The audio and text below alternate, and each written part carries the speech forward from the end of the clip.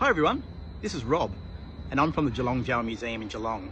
But today I'm actually at the old Melbourne Jail and I just want to tell you the story of one of my favourite executions, if you can have one. Now this is of a bushranger by the name of George Melville. Now George was executed for the killing of a policeman or a gold escort on the goldfields. Now for that he was brought here to the old Melbourne Jail and he would be executed.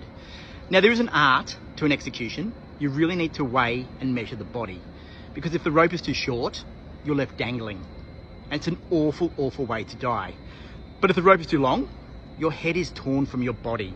Good for you, but horrendous for everyone that was watching. And that is what happened to George. Now up until this point, in 1853, if one of your loved ones here in Victoria was executed, you could actually come to the jail and collect the body. And then, with the body, do whatever religious ceremony you needed to do, cremate them or bury them. But after George's body was mangled, it all changed. Now that's because his wife would rock up here to the old Melbourne Jail and collect her husband's body. Now the body was mutilated, the head had been removed or partially removed. So like all good grieving widows, what she would do is take her husband back to her shop in Bourke Street, Melbourne, and put his body on display in the window with his head in his lap, with signs about how the Victorian government treated their criminals. Wow, this is one of Melbourne's best tourism attractions.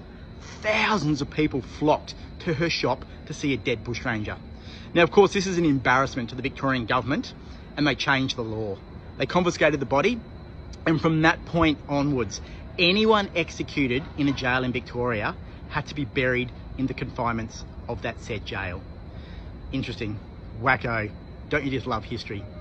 Now most of the bodies here at Old Melbourne Jail, where most of the executions took place in Victoria, have been dug up and reinterred in Pentridge Prison in Melbourne.